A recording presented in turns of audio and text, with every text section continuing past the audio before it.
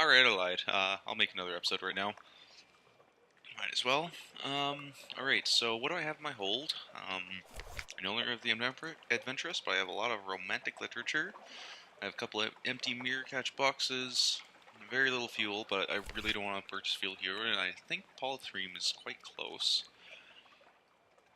Excuse me. Basically, I'm aiming to go south, hopefully. Sort of angle myself this way and maybe reach Port Carnelian. See if I can catch any other ports along the way. Unfortunately, there really isn't much in the way. I would love to explore this region because I'm pretty sure there's at least 2 or 3 more islands, or maybe it's up here. I know that Demo's Island is normally in this area, so I'm kind of surprised I actually haven't run into it yet. It might be here and it's just kind of missing it because usually it's near Pigmote, but not like super near. It's not attached to it in the same way that other islands are. But yeah, I'm not sure. It might even be around here. It might be south of Galer's Morn. But yeah, I guess I'll just do that. Hit polythreme, pick up. Is there anything I can sell? See, the thing is that if I was going the other way, it'd be really easy. I'd pick up sapphires in Port Carnelian. Well, fuel up in the Iron Republic. Sapphires in Port Carnelian. Maybe honey. Maybe that's kind of a gamble. That's the thing, is you really are gambling whether or not the men are gonna get you or not. What do you calls it? Go up to Fathom King if I had any quests, or to Khan's Shadow, just because ports. Hit port polythreme, sell. Oh, sorry, no. I would go this way. Go hit the Cleonate, sell the sapphires, buy ivory. I think you can buy there. Sell it off at polythreme for a huge profit for both of those, and then kind of swoop around. Maybe you can get a shipment of salt stone on the way. Unfortunately, I can't do that, so I guess I'll just be heading toward polythreme, which sucks because there really isn't a place to fuel up until I hit Fathom King, and even then, it's never a guarantee. Oh my god, my terror is high. Oh Jesus. Okay, maybe I should just be getting home as soon as possible. And I just remembered that I have to pick up something for the Cheery Man. I just remembered that. Oh my god. Okay, I really hope. Yes, I still have the amount of money I need, but...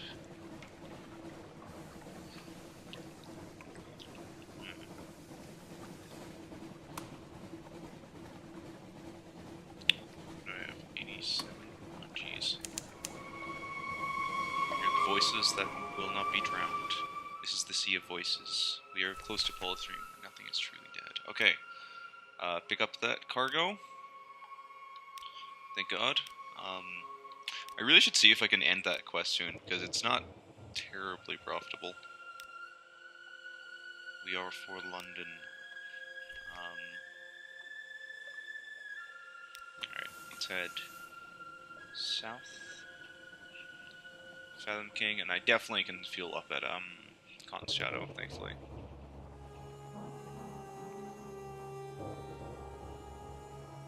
Actually, you know, if I have enough, I almost could go to Estevel, get some sunlight, and bring it back. That's not a bad... Oh, wait, no, my terror is high. Never mind. I don't want to do that. I definitely don't want to do that.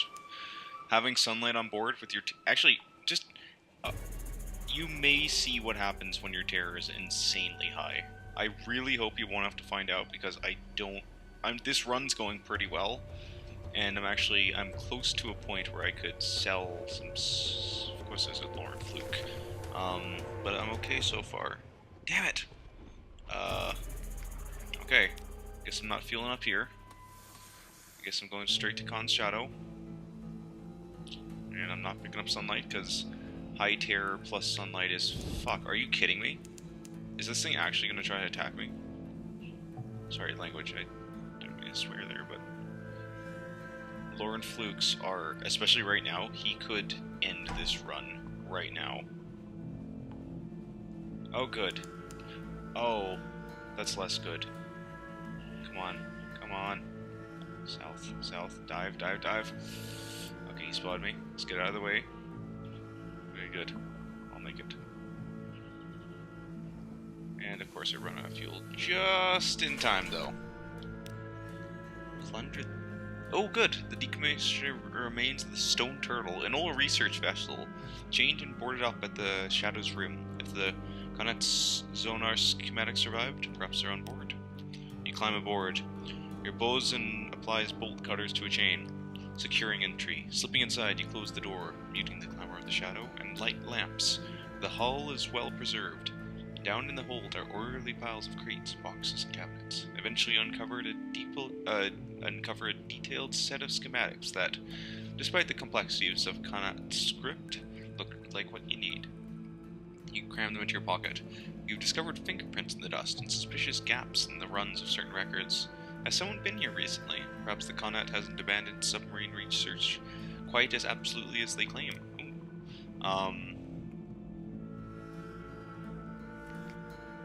Yes, I can buy... Oh, wait, no. It's better to buy ivory and go to polythreme.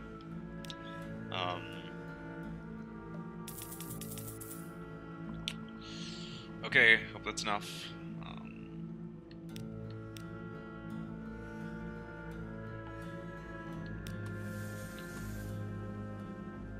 Oh god, please. I hope I can make it to...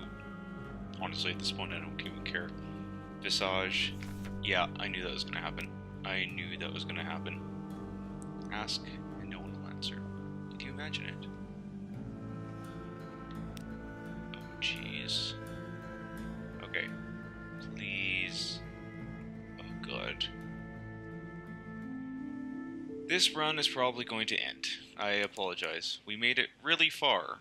We really did, but I think I pushed myself a little too far. I shouldn't have gone for Frostfound and the secret on this run. That was probably a mistake. If I can make it to the canal, then at the very least when I die, I will have a legacy to leave behind. Shoot.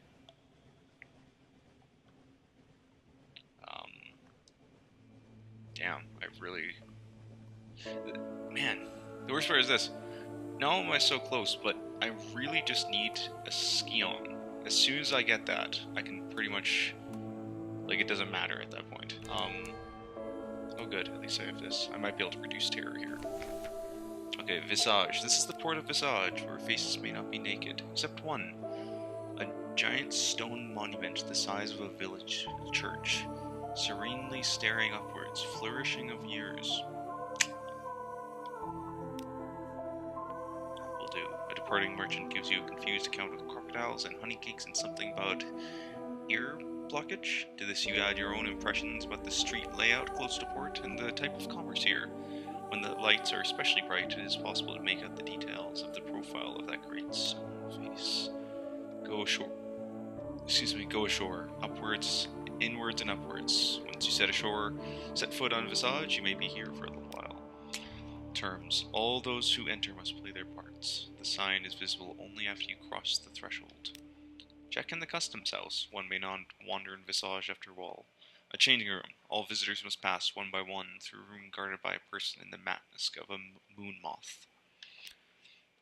Masks and an assortment of shapes and colors await. Ask to go without any mask. Your own fair face will do you. Thank you very much. No? Moon moth unfolds and folds its wings. Not suitable, it says. On Visage, everyone is masked. To walk on the island with your own face would give scandal.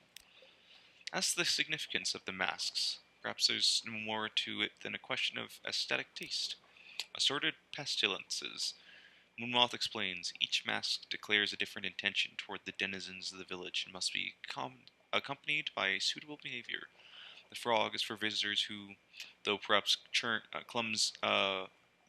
clumsy and unfamiliar with local etiquette, must have come in order to observe local ways and to make uncouth comments about them. The locust is for those who seek profit in Visage and would carry away as many goods as possible. You prompt about the bat. Moonmoth hesitates. Bat is an ill-omened visitor, sent as a messenger or a spy. Bat always dies. I'll choose the frog mask. It looks curious. Freak.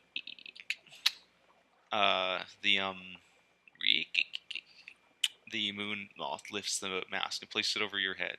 The eye holes are large and they are fitted with spectacles. These improve your view of the environment, though you must look bulb-eyed from the outside. There's also a mechanism attached to the mouthpiece which Magnifies any sounds you make, even your breathing. You start to thank the moon moth, and it comes out as a booming croak. Then you profit from your visit and knowledge, says the moon moth. Its wings fold neatly over its back. Visit the Library of Parts. Or actually, let's visit the flooded court. So, on the lower slopes, stone buildings, flat roofs, and archways. In the architecture, there lingers a memory of lotus and palm frond. The hill above is a face, forever looking up at the ceiling of the undersea. No one inhabits its cheeks or the hollows of its eyes. Let's visit the library, so called because of parts, so called because all the books are fragmentary, perhaps. Stoop at the lintel, enter the dark. A room of heavy stone, guarded by a gold statuette of a woman with outstretched arms.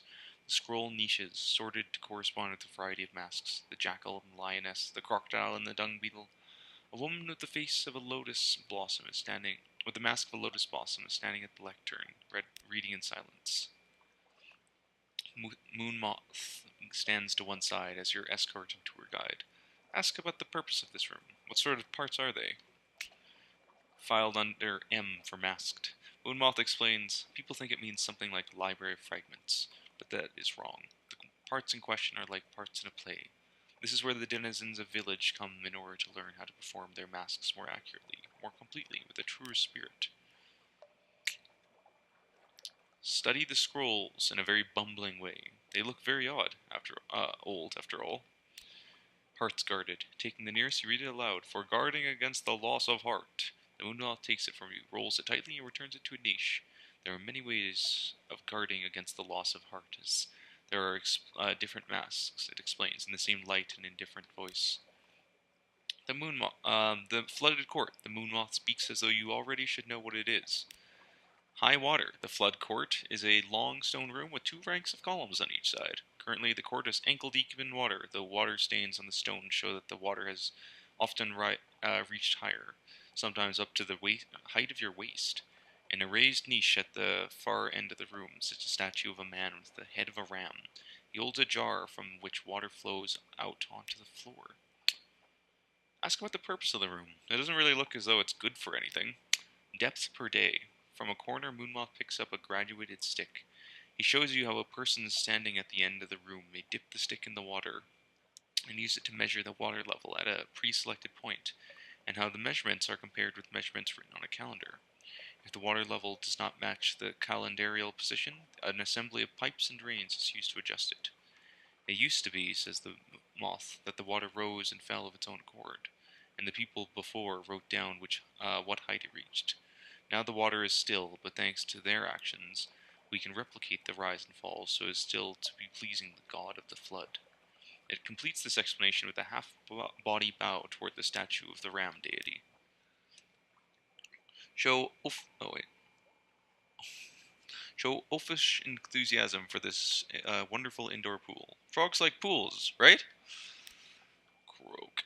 You exclaim at how much you admire this room and its excellent pool. Your words are, as always, amplified into croak. Other masks turn toward you, crocodile, lotus, blossom, crescent moon, but no one speaks. You garnered a suitable degree of disdain. Moonmoth quietly applauds your performance of froghood. End your performance and leave the island, or... Let me go back to the court. Let's see. Tastelessly compare this room to other bodies of water. Frogs know water. Have you seen the Chameleon Canal? Moonmoth watches inscrutably while you talk about other bodies of water that have impressed you more than this one.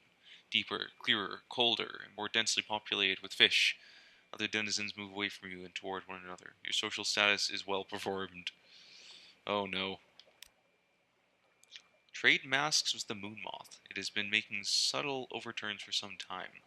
You only now understand them. It's keen to go. It draws you aside into a closet into the customs house. Had enough of Visage, it tells you frankly. Here, you take my mask and pretend to be me, and I'll trade in the visitor mask and get on some departing ship. Get my life back. Its face, no, now you see, her face, is ageless but unlined. A lifetime of never needing to use a facial expression. Oh my goodness. Visit the house of the chief geometer. It is understood to be an honor. Lines on wet ground. Each morning, the man in the cobra mask draws lines in a flat mud with a pointed steel rod. This appropriations to each inhabitant a small trapezoidal area from which to harvest mushrooms and to scrape salt. No plot is ever preserved from one day to the next. This man is the chief geometer, the keeper of directions, master of land measurements, measures, and sea measures. Now you've been invited to his home, at the time customarily appointed to him for him to receive those who are not his equal in rank, yet not so far beneath him as to deserve to be ignored. What ceremonial gift will you bring him? Bring a string of rats? Cobras eat rats, surely. Bring him a necklace of lapis beads. If they do not suit him, they may suit a wife of his. If they do not suit her, he can use them for an offering. Bring a scroll concerning snakes, copied on a new scroll. 800 lines on the scaly denizens of the snake pit. Bring a comb made of bone. Perhaps he grows hair beneath this mask, which covers his whole head. Bring nothing. It is impertinent for one of lesser rank to presume to show charity to a superior. Um, that's tough, actually. None of these things really seem. He is honored, so it is necessary for him to offer, but incorrect of you to accept. I think I'll choose that. Nothing lost, but nothing gained. You sit at home in a quake when he sends a message to reprove you for your non-attendance. Is this also part of the dance?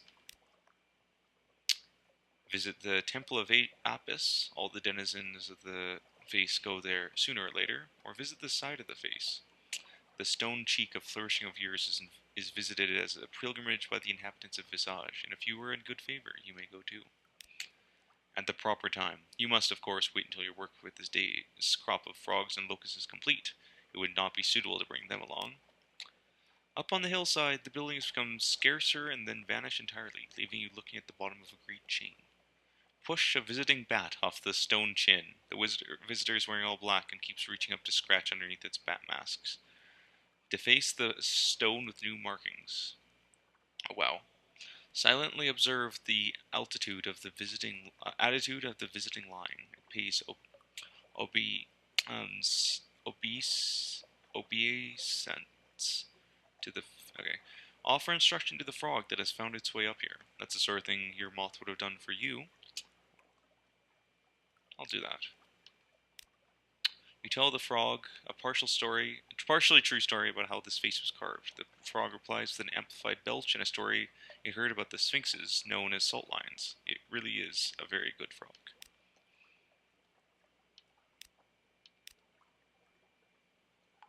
Hmm. Silently observe the attitude of the visiting lion. Sure. Service and worship. You contemplate the lion for some time. There is an arithmetic uh, arithmetic sequence to the count of bows that it performs to each feature. The eyes, the nose, each lip. It is hard to know whether lion is meant to be her worshipper or her lover. Perhaps the two functions are not very distinct. When at last the lion's bows are complete, it passes you with a slight snap of its mask jaws. It was rude of you to stand there watching. The moth watches visitors. It does not watch citizens. Oh, to do so has violated the strictures of both of your roles. Sure, I'll do the Temple of Apis. All denizens of Visage go there sooner or later. The wounded god. In the center of the temple is a black bull with a white diamond on its face. It is tied in place with heavy ropes, and it is wounded in the thigh. From this wound, it bleeds copiously without dying. Oh my god. The priests gather around the bull, capturing its blood in cups. Ask whether the bull will be alright. You know what? Leave a respectful token of offering. Even wounded, it remains a god. Sure. Impeccable. The tokens are small and not very valuable, as suits your lower rank in the community. The priests arrange them on a table with other small items. As you go out, you pass by the more impressive gifts: drafting tools from the chief geometer, scales from a jackal, a heap of foreign coin brought home from some crocodile. Enter the hollow of the ear. It is a place of still greater pageantry. This is a journey of several steps and may conclude your current visit. A proud nose. It is a festival day. The great stone face has been illuminated from forehead to chin with blazing torches, so that your profile is visible from the side more clearly than you ever have seen it. Flourishing of years is awake, says the genderless figure in the crocodile mask. All the denizens of Visage are walking toward the ear together. There is a place in the procession which belongs by right to the wearer of your mask. Fall in line with the others. How else will you discover lies within? Fall in line with the others. Secretly bring a flare with you. Perhaps you'll need it in the darkness where you're going. Strip off your mask and prepare to depart. That's tough, actually.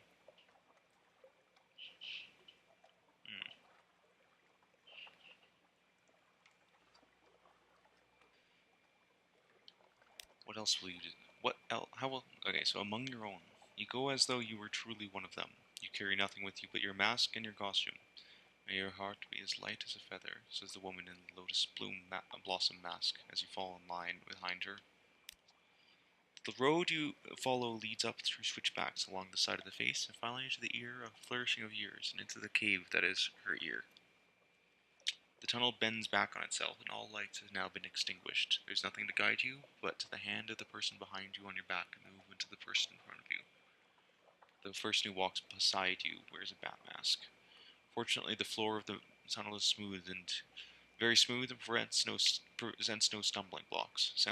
Sound carries strangely in this place, however. Sometimes you cannot hear your own footsteps, and sometimes a breath comes back to you audible from somewhere else in line. Try to run. You don't really know what this festival is or what it means. Continue. There's a secret in the dark. In line, the footsteps of the people are steady and synchronized, and you go together. For how many years has it been done, and for how many will it be done in the future? Watch your step here, says the bat mask to you in an undertone. Its accent is the accent of Wolfsack docks. Floor is about to get squishier. And sure it does. At last the tunnel opens out. You and the other congregants spread out in a cavernous space. A voice speaks in the darkness, a ritual preparation. Here at the new year we gather under the one mask of flourishing of years. Our faces turned to the gods. Protected by the mask, we may remove our own. Protected by your script, we may speak outside our parts. Here and there is the sound of people fumbling with their ties and strings. Your own face feels different with the mask off. Wait, listen. There are many things to learn, perhaps to your advantage. It would be freeing. Fight the urge to giggle? What curious practices they have here. Or receive the confidence of a stranger as holy. You know what? I'll tell it one of my secrets. Oh, lamentable. You know what? I'll risk it. Oh, I didn't even lose it. Strangely liberating. You begin to speak. Certain weights slip away. You have been on the wrong side from time to time, but that is forgiven. And I lost terror. Yes.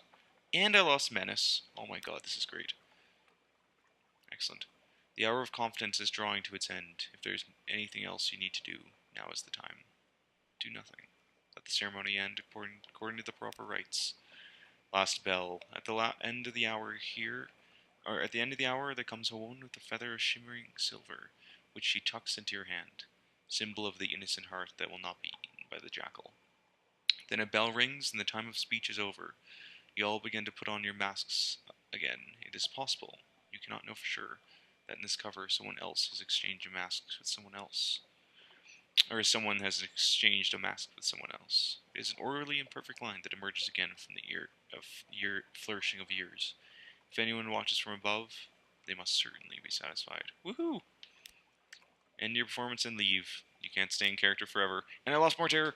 Yes! I will make it home. I will make it to my son. Calmer. When the other citizens are distracted, you find your way to the familiar customs house and rid yourself of a mask and robe. That is satisfaction in laying aside a role well performed. Excellent. Let's get the hell out of here. Actually, you know what? Oh, the nightmare is lifted. That's good. Isn't it? I am actually going to end this episode. Alright, that was great. Next time I will make it home. I will make it home. I'll see you guys next time.